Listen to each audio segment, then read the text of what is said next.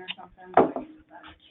Okay, let's get ready to get started. Let me first of all thank NCDOT for using their GoToMeeting to help host this. And Blair, if I could ask you to go ahead and flip over to our introductory slides by making me the presenter.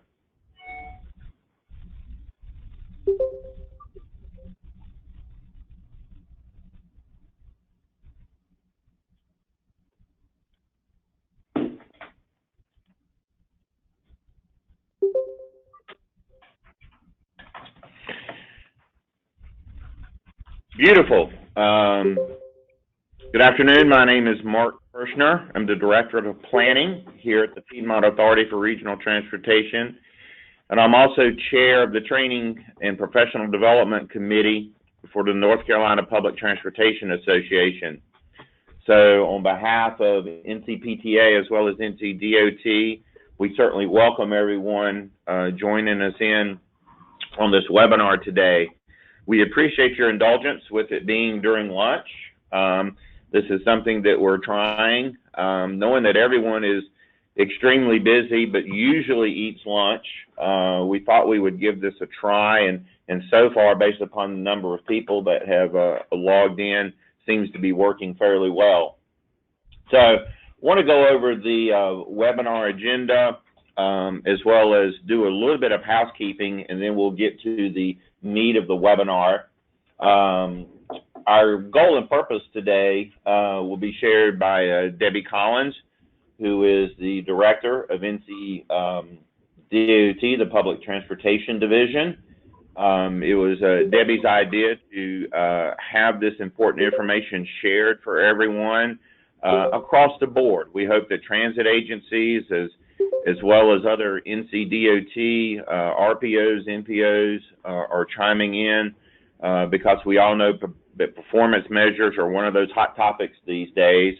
And I think that this report by NATO is very timely.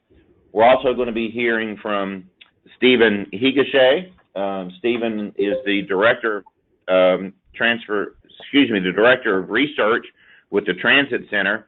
For those of you in NCPTA and that were at our annual conference, Stephen joined us for that. We appreciate Stephen joining us again here in North Carolina. And then Making Transit Count is the publication that sort of spurred this webinar to happen. And Alan Valerie will be joining us. He is a Senior Program Association with the National Association of City Transportation Officials. And then we will also have a Q&A period. Just a little bit more about NCPTA. We are the state association for our transportation and transit agencies across the state. We are a very active group, and say we have an annual conference. If you have not joined in on that conference and need to know more about public transportation, that would be one way to get really clued in. So I got an assignment early on for everyone because performance measures are so important, and we asked people to sort of band together. I know I have 4 of my PART compatriots here joining us.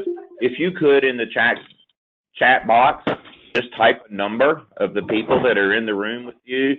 You don't necessarily have to name your agency, but just use that chat box to let us know that there's 2, 3, 4, 5 people joining in.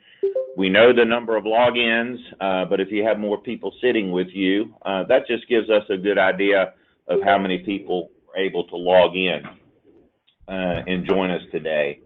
We will try to manage a Q&A session through the chat box.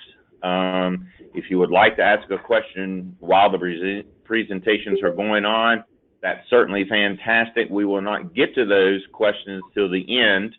We're going to try our best to address all those. But we're also recording the webinar, so those questions will get recorded, if you will, and we can come back and answer those at a later time if we don't get to everybody. But we're going to try to manage that session through the chat box at the very end.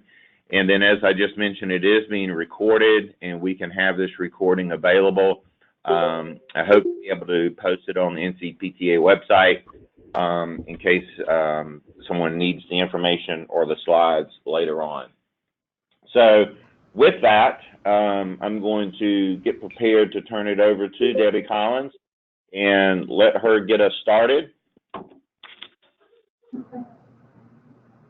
Thank you, Mark.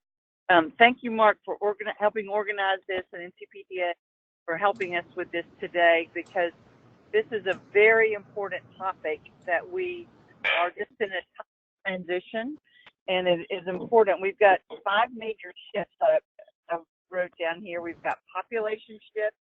We're going to grow 3 million new people in the next 15 years or so. We've got age shifts. We've got lifestyle shifts because people want to be closer to activity centers. We have mobility shifts.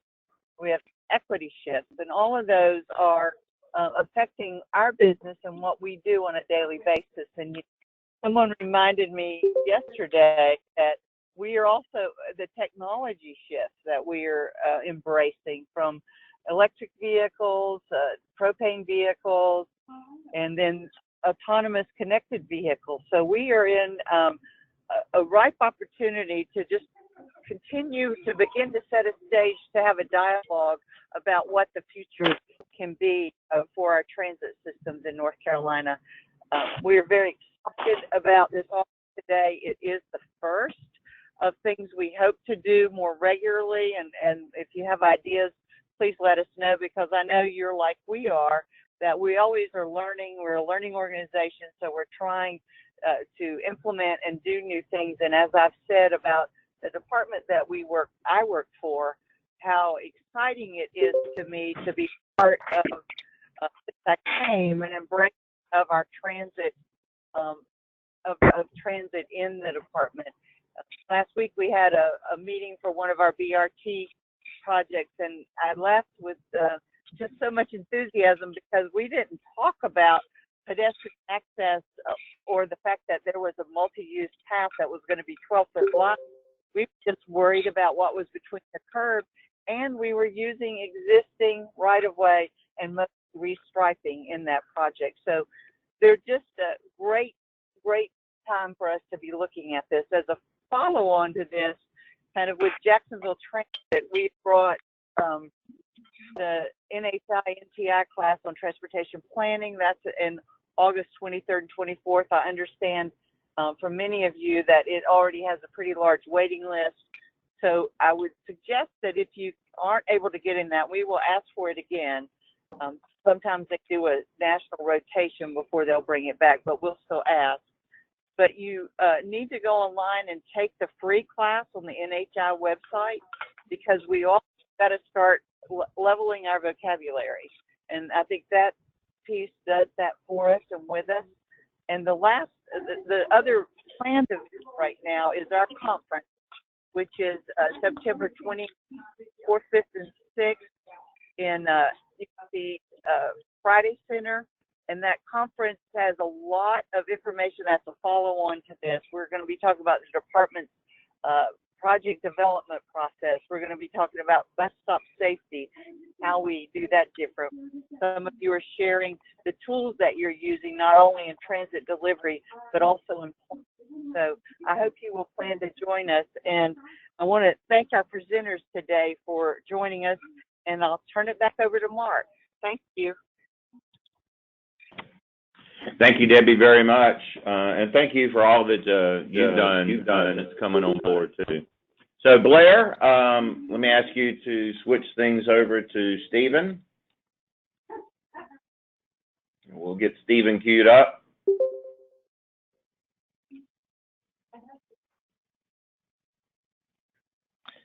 All right, looks like this is working.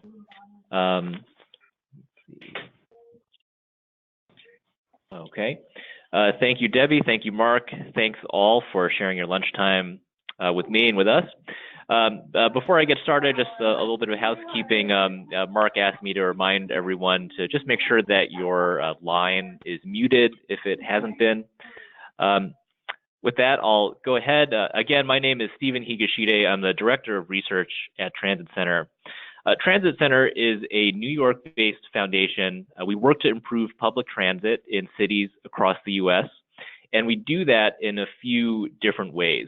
We're a grant-making organization providing grants primarily to community-based organizations, transit advocacy groups who are working on campaigns for better delivery of transit in cities, more funding for transit, better integration between transit and multimodal, biking and walking.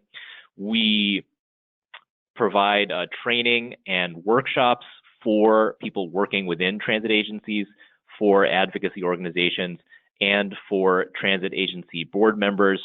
And we produce our own research on topics ranging from how cities can support transit through land use policy, to transit best practices, to what transit riders themselves care about. And it's the research that which I'm going to be talking about today, both to set the stage for Aaron's presentation and also talk about research which we put out earlier this year looking at the partnerships between cities and transit agencies, what success looks like in places where progress has been made on delivering transit street projects. By that I mean corridors where there's been an effort made to prioritize transit ahead of other traffic, everything from sort of more comprehensive bus rapid transit features to smaller scale interventions such as queue jumps, bus bulb outs, stop relocations, and the like. Before I get into this research, I want to back up a little bit and talk about what we found about what makes transit attractive to riders. 2 years ago, we put out survey research called Who's on Board, where we asked over 3,000 transit riders to make trade-offs between different improvements made to a hypothetical bus route that they use. And what we found in that research, and this held true when you looked at different age groups, when you looked at different income groups, you found that what rose to the top were improvements to frequency, improvements to travel time, really fundamental attributes of what makes transit useful to people.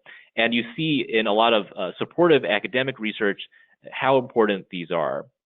We also found in that work that walkability was extremely important. The majority of transit riders in our survey typically access transit by walking to and from the stops, and that relationship becomes stronger as you looked at the most frequent transit riders.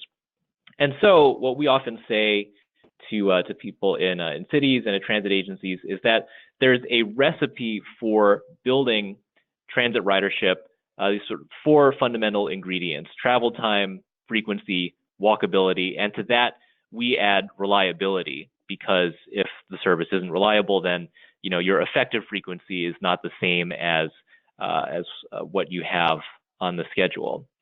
But one of the things that I think we all know within the transit industry is that transit agencies actually only have a limited ability to influence these factors. Transit agencies have little ability to affect walkability to and from stops. They do have control over frequency, but when it comes to travel time and reliability, they actually only have limited influence. They can do things like change network design, change stop spacing. These are things which have a significant influence on travel time.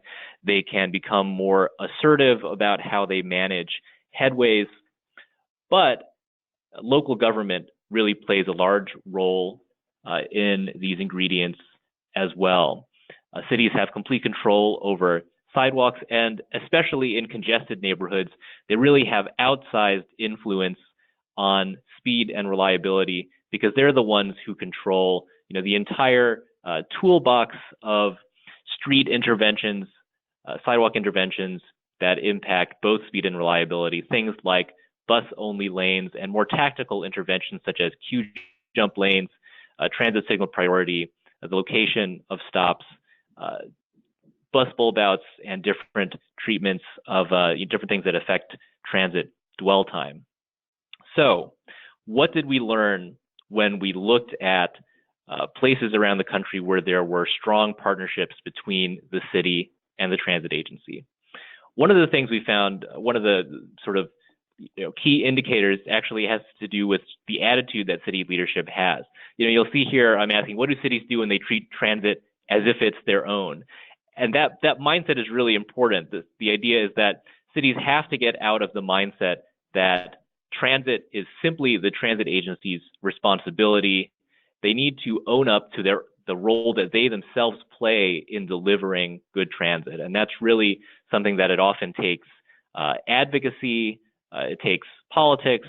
Transit agency board members can play a role in helping to change this mindset, but that mindset is sort of the first step.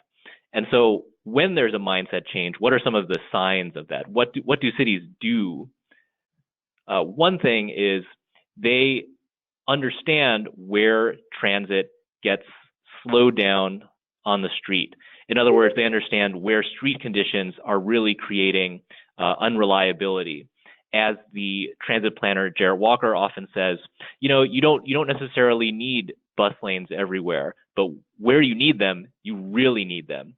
So doing an analysis like this, understanding where transit is slowing down, that's the first step in the city and transit agency being able to work together to prioritize interventions. What else do cities do when they treat transit as if it's their own? They give transit the credit it deserves when they measure performance on the street. And Aaron will talk, much more about this. But there are, you have to get to performance measures which give transit credit for moving the number of people that it does. And it's partly about metrics, but it's also about mindset. One of the localities which we profile in the Path to Partnership research is a town, Everett, Massachusetts.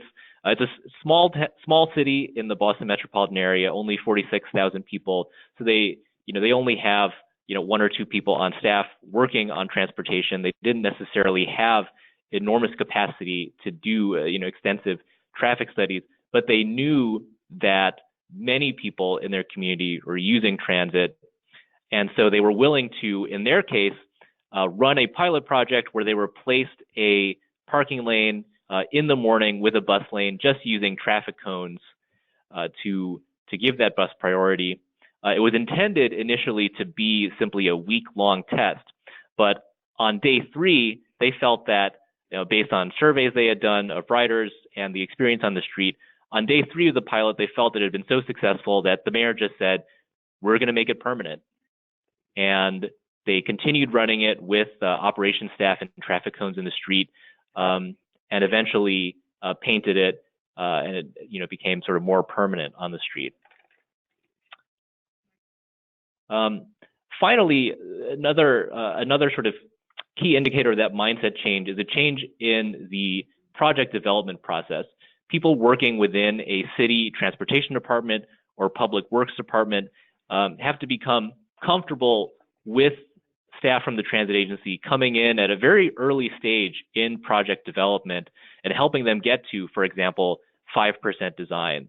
This is a process that's being tested right now in Portland, and it often requires, it is a cultural shift because there can be a bit of a siloed mindset where folks at a public works department feel like, well, this is a street project, that's our domain. Why are suddenly other folks from another agency part of this process? It really comes down to leadership, helping people understand that there's a new way of doing things. So those are some of the early signs of a partnership. What happens when cities and transit agencies are attempting to scale up this collaboration? Some of the things we found. We found that cities begin to define their own transit goals and plans. And again, this comes back to that mindset of cities understanding that transit, even if they don't deliver it, is an essential service for their citizens. So here's an example from the Denver Moves plan, which just came out earlier this week, actually, where the city of Denver has identified as the places where they think frequent transit is very important, and they are willing to work with their regional transit agency to get frequent transit on those corridors. The example on the right is from the Move Seattle plan, which came out in 2015. In that plan, city government determined that their key metric was getting households within walking distance of frequent transit, and they've tracked their progress towards that goal every year. You see that cities begin to staff up so that they have their own internal transit staff. We often say that personnel is policy, and if you're a city that's going to be delivering a lot of transit corridor projects, you need some internal capacity to work on more than one of those projects at one time, to monitor the performance of transit on the street. This was a really exciting announcement from the city of Boston earlier this year. It looks as though Denver will be following in their footsteps. One of the longest standing examples of this is Seattle, where in 2007, they hired their first transit staff, just one or two transit people in the Office of Policy. Over the course of 10 plus years, that's grown into a 13-person division delivering transit corridor projects. And there are many, there's some process and financial questions that often come out of the woodwork when cities and transit agencies are collaborating on corridor projects. Often people need to iron out exactly whose responsibility it is for different aspects of the corridor, who pays for off-board fare machines if those are available, who pays for bus bulb outs. But one of the things we found in the research is that often when there's a really collaborative partnership, agencies are willing to be a little bit flexible on this. We found examples where, for say, the city said, this bus bulb out, for example, is maybe something that the transit agency should pay for, but because of the funding we have available, we'll pay for it on this project with an informal understanding that the transit agency will pay us back on a future project. That really shows an example of somewhere where there's a history of collaboration and some trust that you're willing to front the other agency that funding. We are also seeing in places, certainly in Seattle and potentially in Denver, Salt Lake City, and a few other places around the country, that cities are committing to supplementing the transit agency budget to buy additional bus operating hours on specific corridors. And we're seeing that as collaborations scale up, the city and the transit agency often have to have really detailed conversations about how you prioritize transit corridors, which project moves forward first. One of the one sort of a common stumbling block is where the city is used to making street changes based on its repaving schedule, but in reality, the transit needs may be elsewhere in the city. And so working out what exactly is the criteria for prioritizing the order of projects is very important. When you're able to get through these questions, that's really what enables the creation of not simply one transit corridor project at a time, but a pipeline where the city and transit agency can plan for the future while also building and implementing a project. And we also see in these sort of more advanced collaborations that eventually the city and the transit agency get a little bit beyond a corridor focus and begin to be able to identify and address transit slow zones or hotspots across the city. So not looking at necessarily long corridors, but looking at individual intersections or individual sections of street where something like a very short queue jump lane or transit signal priority, or even moving a bus stop would make a big difference in speed and reliability.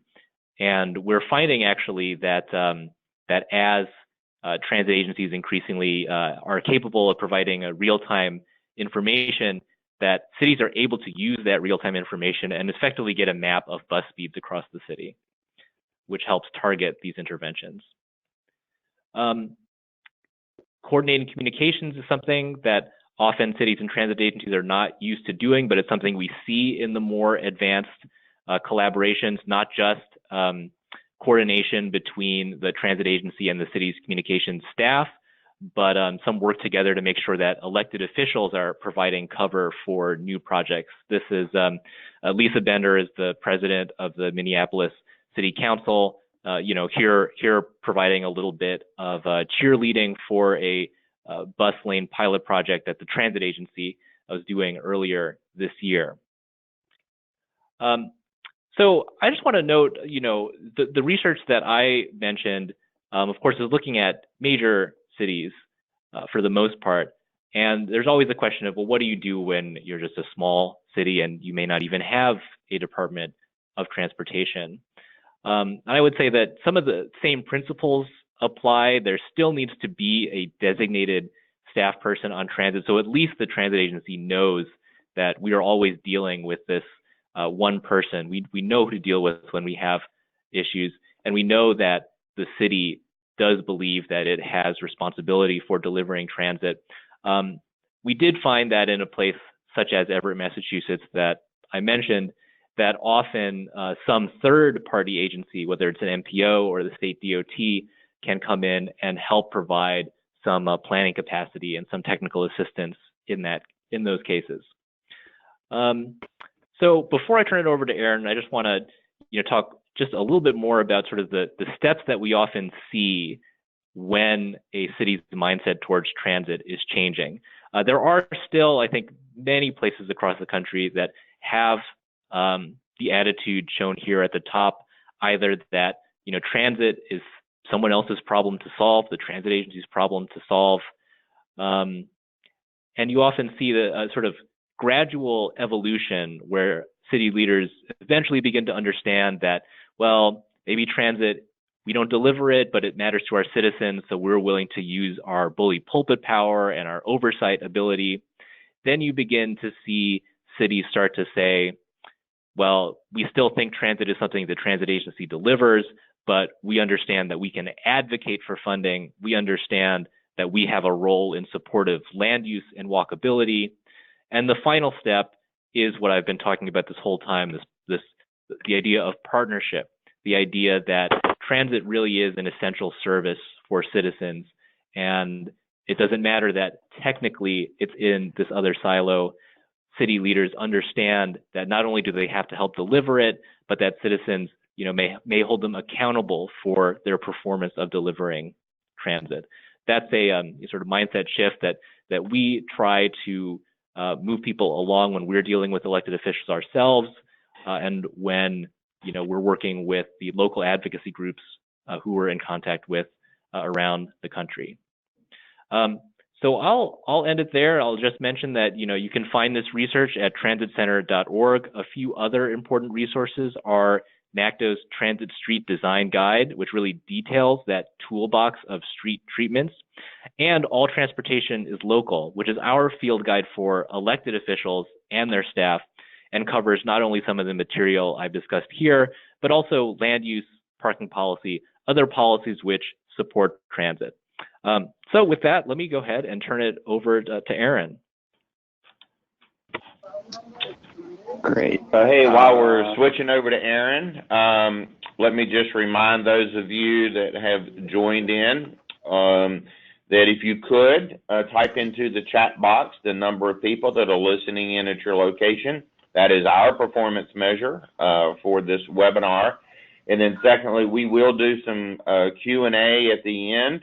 Again, we want to use the chat box, and we will try to manage that as best we can. We are recording the session, and we will make that available to everyone at the end. So thank you, Stephen. If you're not familiar with the Transit Center, they do some excellent work. And Stephen, again, thank you for joining in on us. And we will now turn it over to Aaron. Great, thank you. Thank you, Mark and Stephen. That was a really excellent framing to this, and thank you, Debbie, and everyone for giving me your time at lunch. We really appreciate the opportunity to have this conversation and be able to share this resource that we released earlier this year. So as Mark mentioned, my name is Aaron Villery. I'm a Senior Program Associate at the National Association of City Transportation Officials.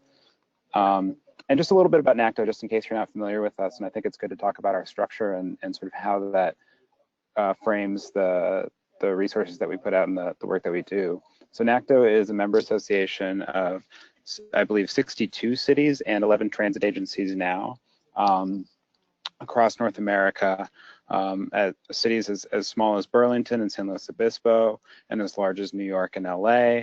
And transit agencies, we are up to 11 now. We've offered transit agency membership since 2016, and that includes everything from Chattanooga's Regional Transit Authority all the way up to New York's MTA and LA Metro. So what we really try to do is provide a platform by bringing together city, usually it's city DOTs or DPWs, to come together and build city-focused guidance for transportation systems, and specifically at the level of the street. That what NACTO's lane is, so to speak, is providing design guidance in this sort of missing area that we saw several years ago, which is to provide a suite of design tools that are more focused on giving urban street designers and planners and practitioners a back end to think about streets, not just as highways and as things to move vehicles, but as places for people and places where all these sort of vital urban activities take place. And so Stephen mentioned the Transit Street Design Guide, which came out in 2016. It really focuses on how do you design streets in cities that are supportive of transit efficiency and vital service, but also a much larger suite of design tools, from the Urban Street Design Guide to a guide on stormwater, to most recently a policy blueprint around what's the future of technology in streets. And all of these design guides are developed by that roster of member cities. They're developed in a steering committee model by practitioners and engineers and planners who are actually putting together these projects and sort of forging out best practices in urban street design. So what we're talking about today, of course, is how do you measure the street? And I think Stephen framed it really well, that the Urban Street Design Guide and the Transit Street Design Guide touch on these areas, like of how we can better measure and understand what's actually happening in our streets, and how we can quantify success. And it laid out these broader buckets of safety, public space and social life, health and environment and ecology, mobility and access to land uses, and then economic vitality. However, we saw a need to develop more detailed guidance around especially transit streets, because there is so much data, and there's this broad series of goals that are sort of encompassing, and they're diffuse, and they include mobility and safety and walkability and equity, and we have all these policy goals and ideas that we want to meet, but the way that we collect data and the way that we measure it really informs what we can do. And we're in a very data-rich environment, but we don't always. It's the analogy that we like to use is that it's like salt water. It's all around us and not a drop to drink. That we might be collecting tons and tons of data, but if we're not putting it in service of our goals, its use is questionable, right? And what we measure and the way that we measure performance really informs what our outputs are going to be, right? So what we have in our current transportation system is a series of metrics that are geared around measuring moving vehicles, reducing collisions, and minimizing delay. And because we measure those things, those become the sort of projects and the initiatives that are much easier to do, and that informs our output. So the performance measures that we have in a lot of cases that we sort of passively collect, and we collect well, and we are systematically analyzing, are really geared around highway environments. So what we wanted to do with, and we also noticed that there was a guidance gap. So we have these pretty well-funded tools that practitioners commonly use, like the Highway Capacity Manual, the TCQSM, that do lay out frameworks for measuring things, but they're very highway focused, right? It's sort of that same theme of we're conditioned to move vehicles rather than to move people. And so this paper was born out of this idea that we want to use data to tell a clear and compelling story, and that we're actually trying to work at two levels, that we're trying to build momentum internally within our agencies and among our partners to do the things that we want to do and make sure that we're talking clearly.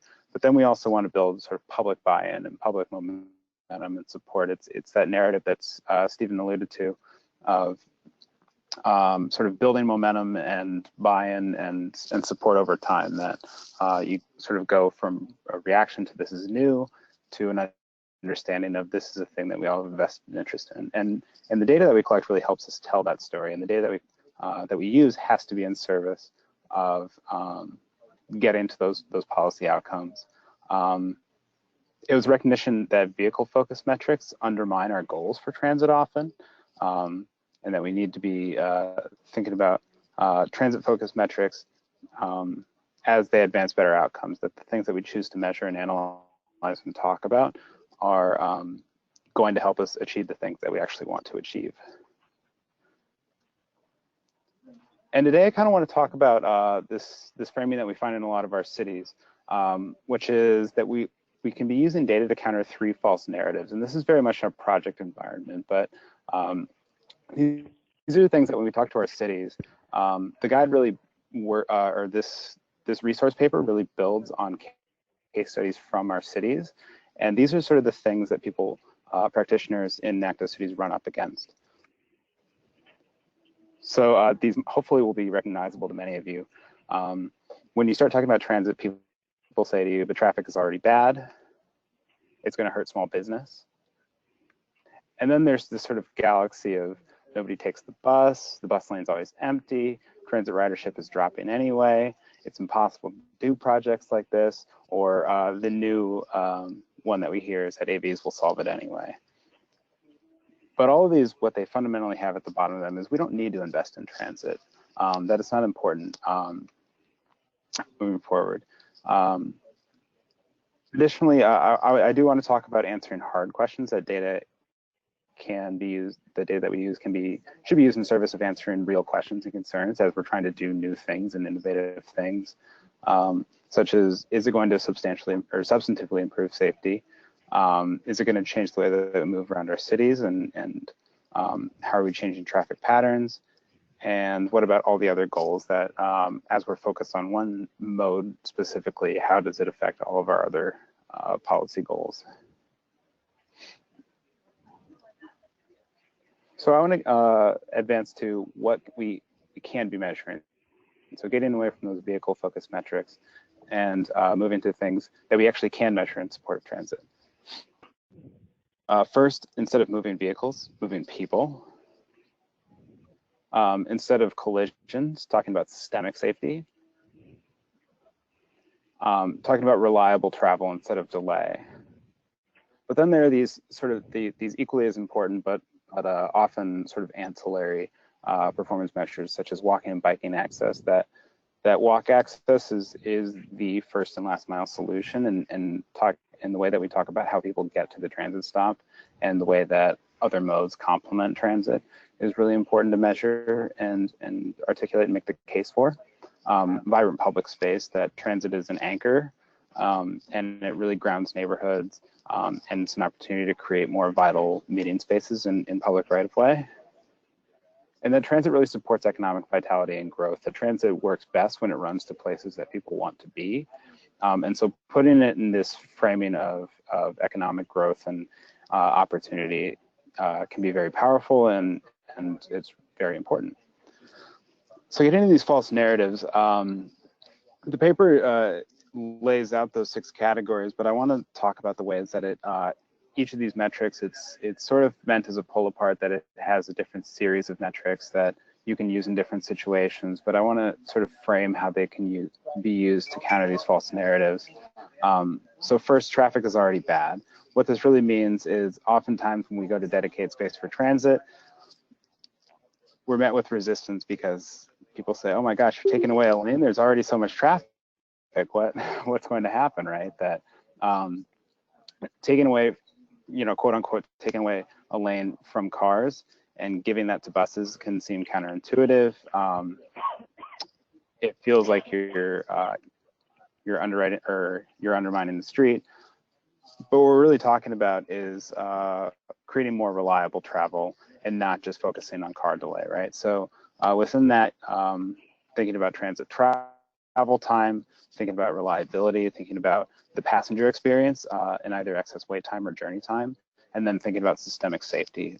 Is the street reliably safe? So I want to ground this in a place that many of you, I'm sure, sort of spend a lot of your time thinking about, which is what do customers care about?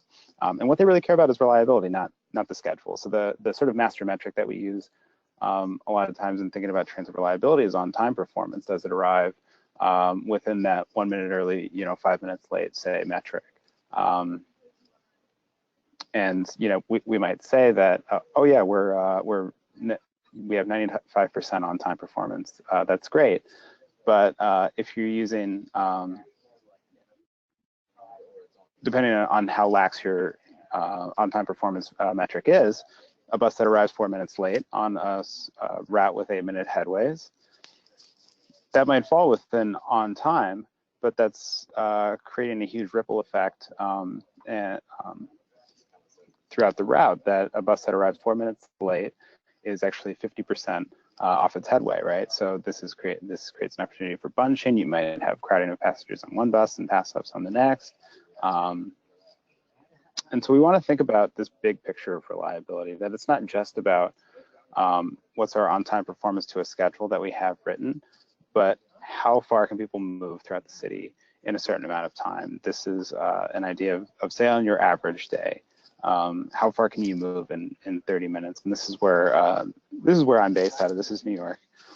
Let's say this is the average day, and then we have maybe your best day in 5 and your worst day in 5, right? This is the way that we think about it, that 15% percentile travel time is really the worst day of the week. So one of the ways that we found that cities are measuring this is you might start by looking at travel time range. So it's not just about how fast the bus runs its route, but within those percentiles, you're likely gathering AVL or APC data. You know what your 10th and your 90th percentile route times are, and how many of your buses are falling in that time. And this is something that I think people find much more understandable than on-time performance, which is how long can you expect the bus to take most days of the week, in addition to the average travel time. And if it's falling in a smaller range, it's cheaper for a transit operator to run, right? It's more reliable for passengers, it's more efficient for the operator. This is something that we can measure, that we can understand, that we can talk about, that closing that range, even if the average is changing a little, if the bus is more predictable throughout the week, that's a good thing for everyone. And using metrics that value riders. So one that we talk about in the guide is excess wait time. So this kind of gets at that on-time performance thing, but the way that this is actually calculated, right, is that you look at how many passengers are expected to board at the stop for each stop that the bus makes, and then if a bus is late, you can actually calculate and get a number of how much excess wait time was created by that late arrival for each stop. But what this really means is when we talk about whether our buses are bunched, when we talk about what's our on-time performance, how are we valuing what customers actually experience? Are they experiencing a more crowded bus? Are they experiencing excess time on the platform? How much are we sort of taken away by forcing buses to stop right in congested environments? Something that can help you do better work in creating projects is breaking down the components of delay. So this is a really useful approach from New York City that they do in their select bus service projects, which is using their AVL data to understand, this is a before condition on a bus route in Brooklyn, to understand how much time the bus spends at stops, how much does it spend at signals and intersections that it's getting delayed, and how much time does the bus actually spend in motion. So you can understand that if the bus is spending 30% of its time at the stops, it's probably taking too long to board passengers, and this is an opportunity to do something for passengers. And so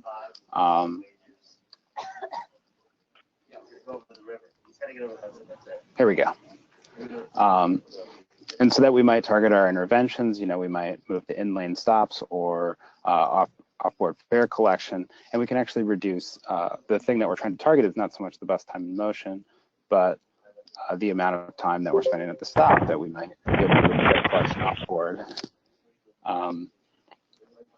and reduce a lot of the time in the route. Being able to reduce a route like this by 20 minutes on its average travel time is a huge deal, right?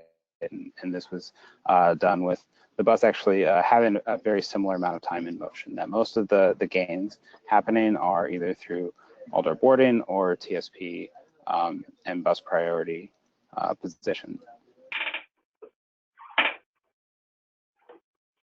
And finally, the challenge is, in a lot of cases, if it's perceived as you're taking, we talked a little bit about taking space away from drivers, quote unquote.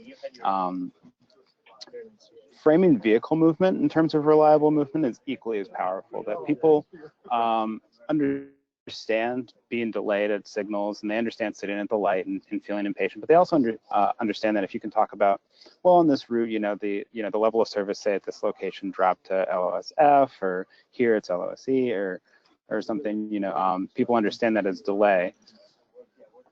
But you can talk about it in pretty simple terms that this was on Webster Ave in the Bronx in New York, that even as some of the segments changed and some of their level of service measurements changed, the overall travel time after a bus project that reduced a lane reduced the average travel time for vehicles on the corridor, and that's powerful. That's being able to talk about, the travel time for vehicles actually changed by a minute,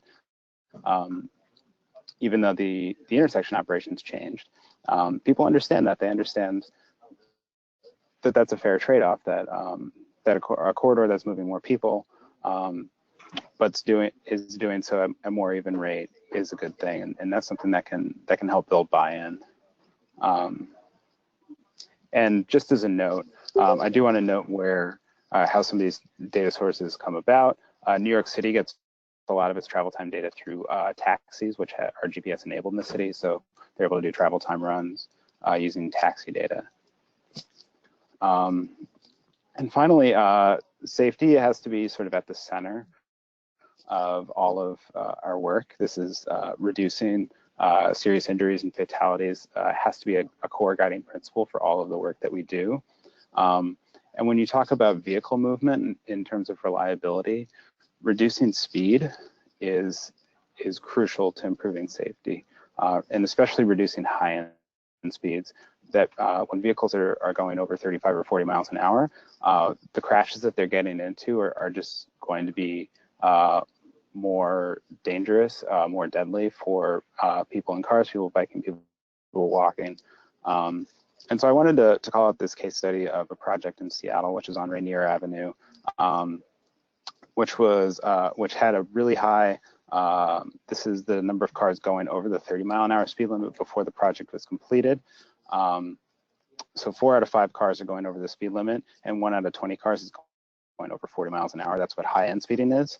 And this project was actually, lanes were reassigned, the road was channelized, there were some bus priority elements put into the project, and afterwards the speed limit was actually reduced.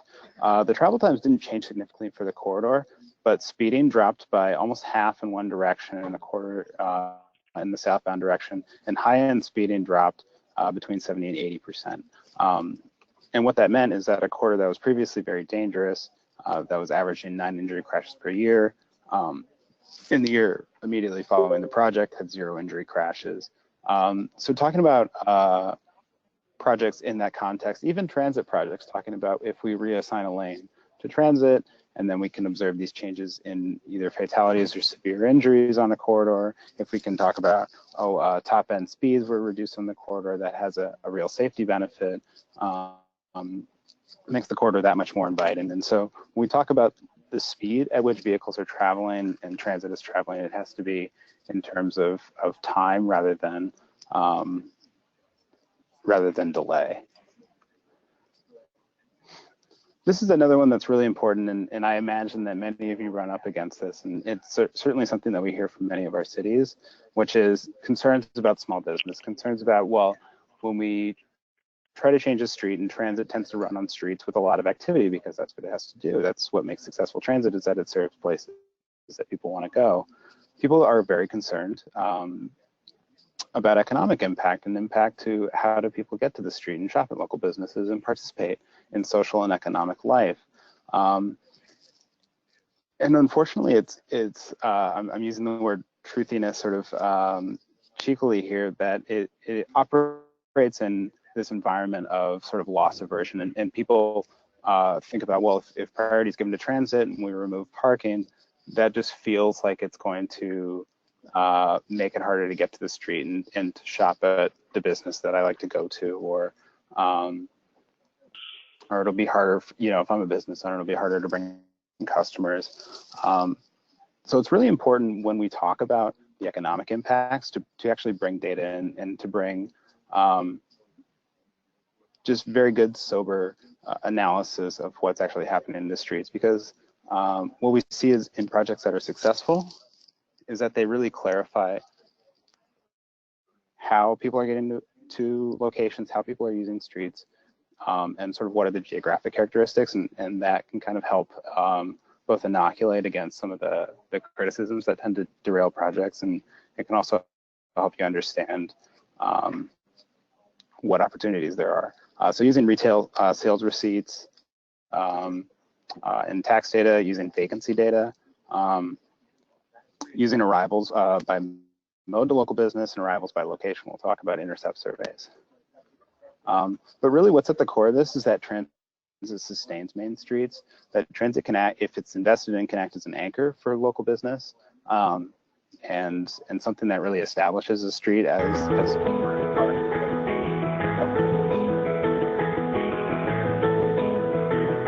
Sorry, I'm gonna try to find that.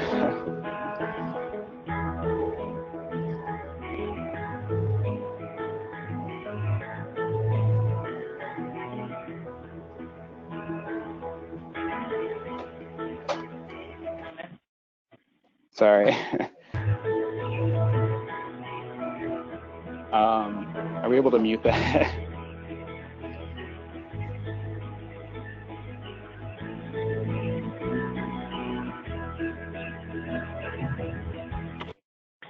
All right. Oh, sorry. Thanks, Mark. That's better. Okay. So this is from an example in the Bronx in New York again. But this is an older project, and this is an example of using sales tax receipts very well.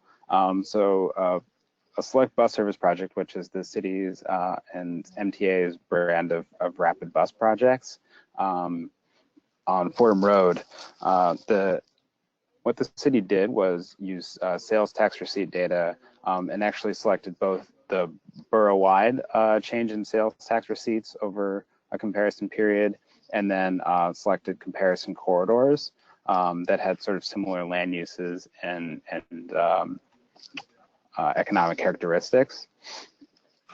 And what they were able to demonstrate by using both comparison corridors and the borough-wide trend is that it's often hard to look at economic trends because there are so many other factors that influence how people spend money and move around a city basically over time. But they were able to isolate that this project coincided with pretty significant growth in retail receipts on Fordham Road.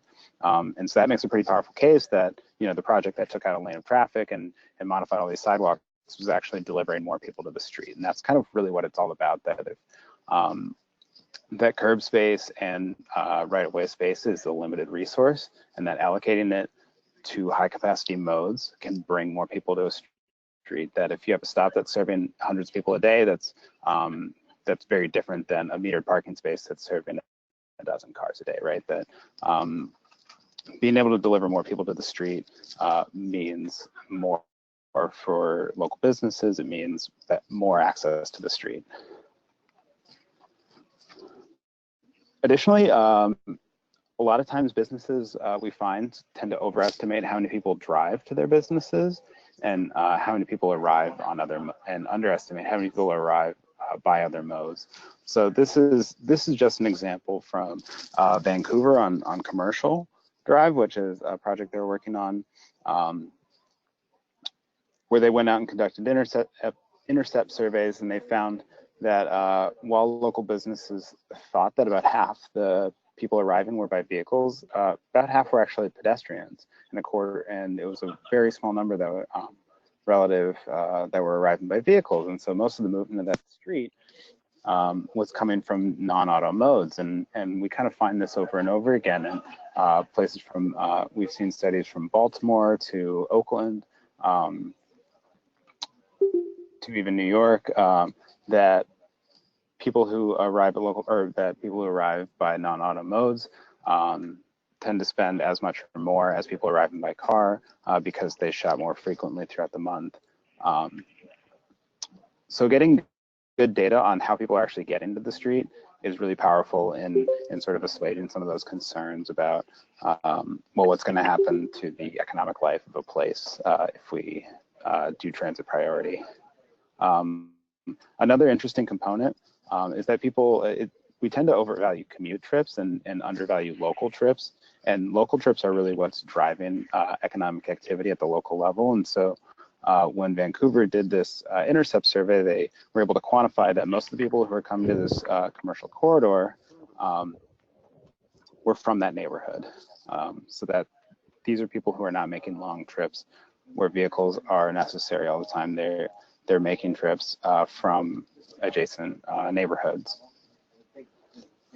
And I wanted to call it a resource that NACDA has available, which is our Intercept Survey Toolkit. It's actually catered to bike share, but it's easily transferable to other modes, and it has both guidance on how to staff up and deliver around these, and how to collect the right information, what are proven questions to do that, and it even has some templates.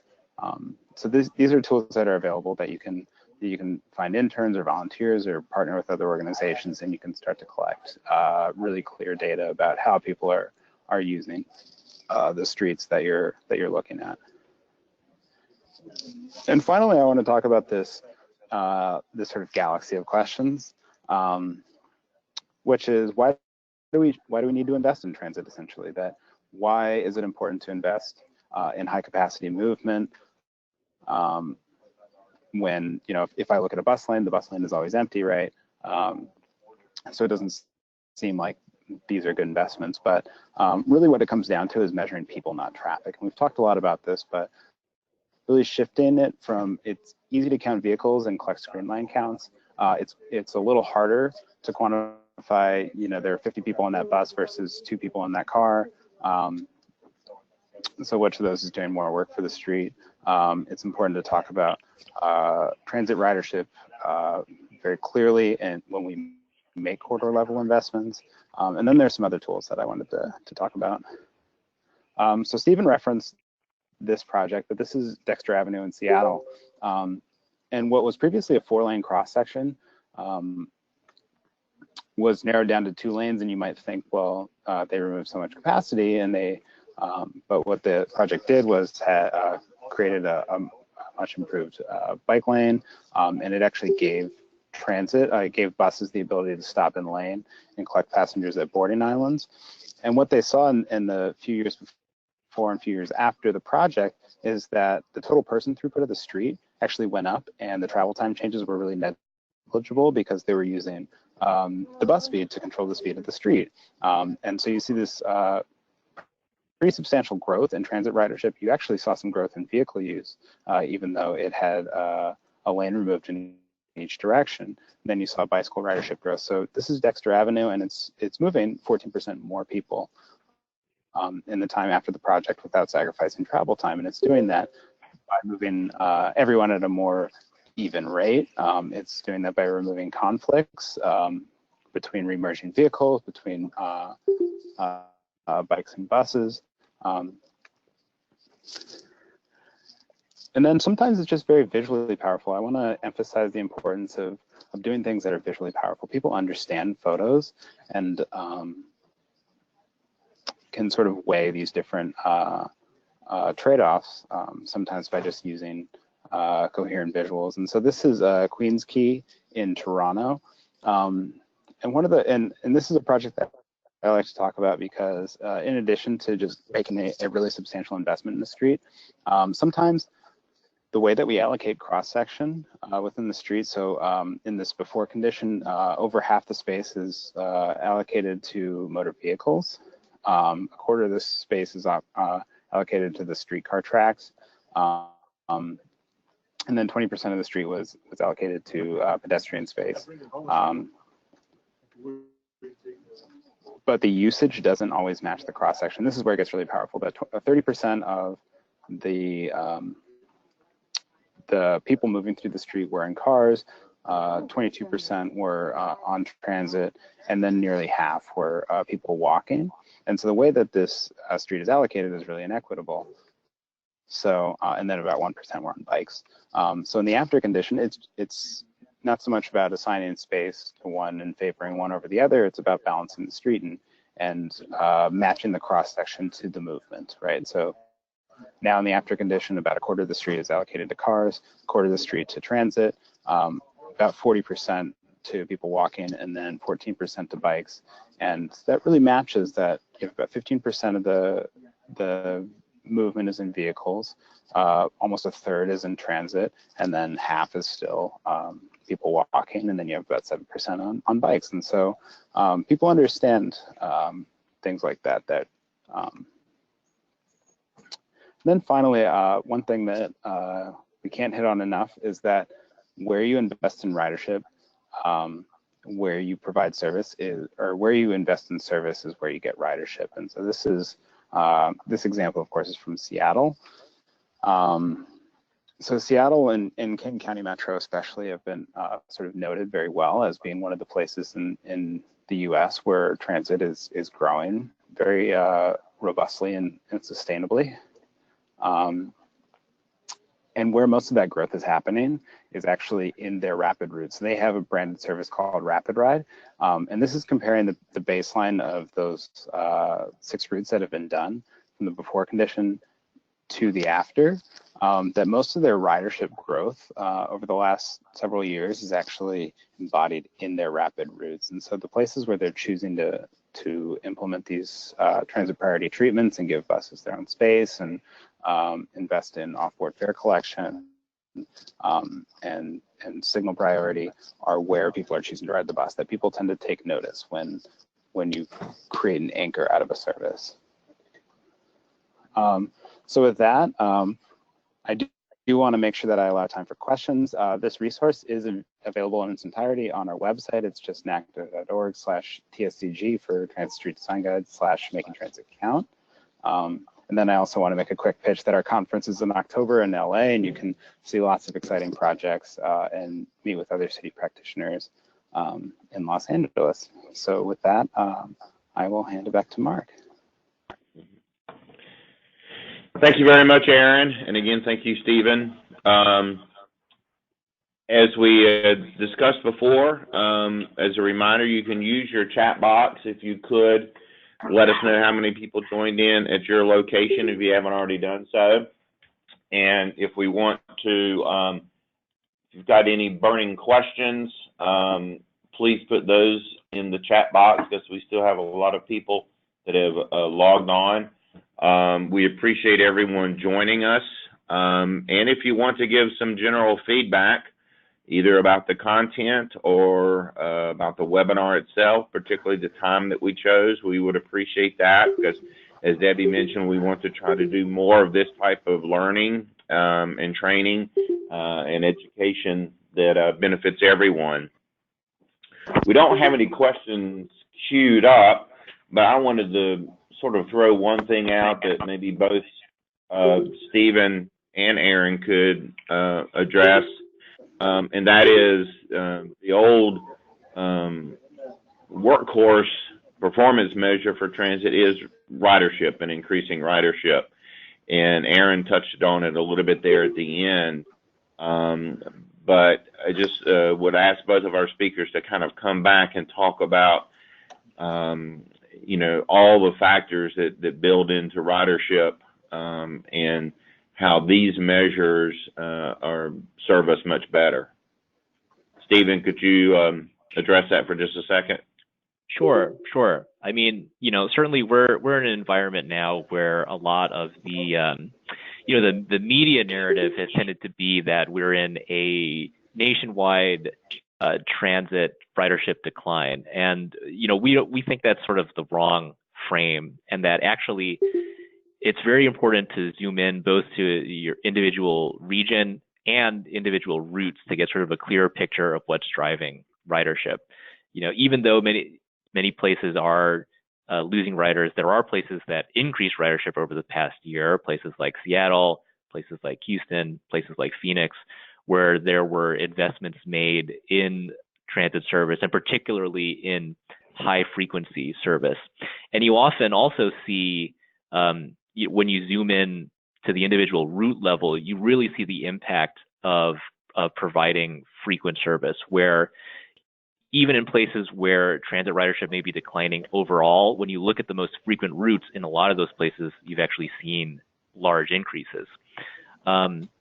In Austin, for example, and so Austin actually is growing transit ridership now because they just completed a bus network redesign.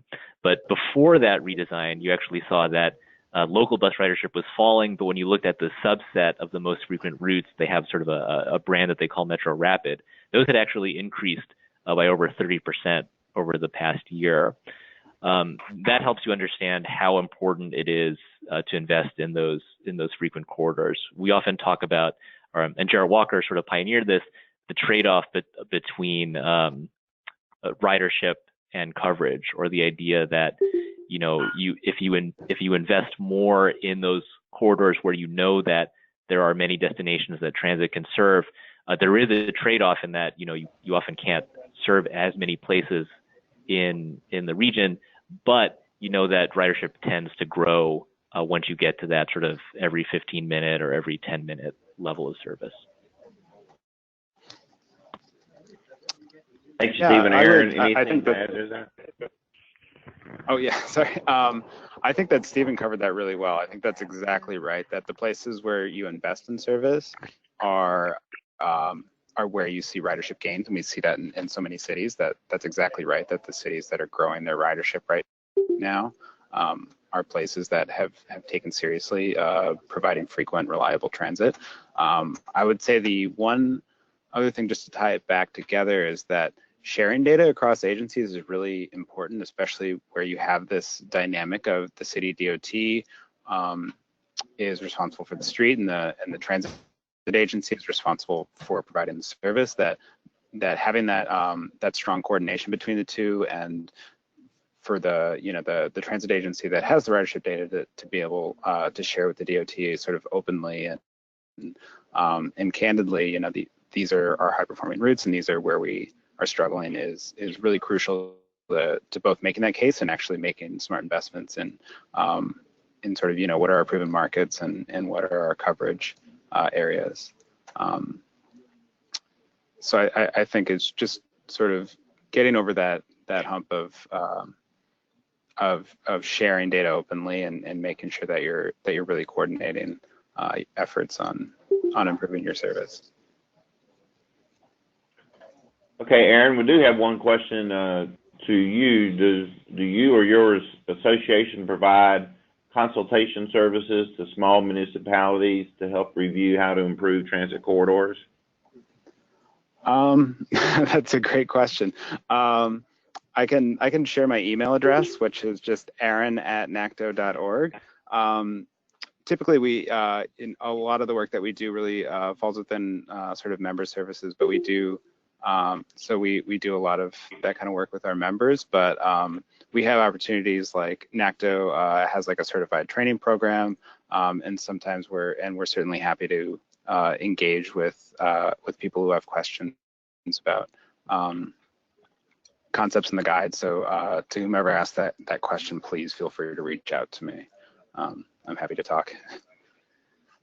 Yeah, our question came from someone in Asheville, and yeah, if you missed the beginning, NACTO is a member association, and there are several municipalities and cities within North Carolina that are members. So that's certainly one way to get some assistance there. But also, if you're not familiar with their publications, both the ones that Stephen and Aaron shared, They're excellent, very easy to read, understand, a lot of graphics, and they can be of some real assistance as well. So we are past lunch hour, so I think people have been slowly dropping off. There aren't any other questions in the chat box, so I always take that as a sign that our speakers did a very good job covering their material. So if you have anything additional, feel free to email me at markk@partync.org, or look up Stephen and Aaron. They are always very responsive, very helpful. Thank you again to NCDOT Public Transportation Division for helping sponsor and host this. Thanks to Blair Chambers there, who did a lot of organization on their side and has been manning the go-to meeting on their side. And if you're a transit agency, remember NCPTA. We are there to help as well, and hope that you become and stay involved with that organization. Another question about the presentation being available soon or emailed out. We hope to do that. We did record the presentation, so we hope to be able to get that out and share that with all the participants. If you logged in, we've captured your email address, so we can easily send that out to all the participants, and I hope that we'll make it available on NCPTA's website. Well, with that, again, thank you, Blair. Thank you, Stephen. Thank you, Aaron. And thank everyone for joining in. We hope you found it of value. Enjoy the rest of your day. Thank you. Thank you.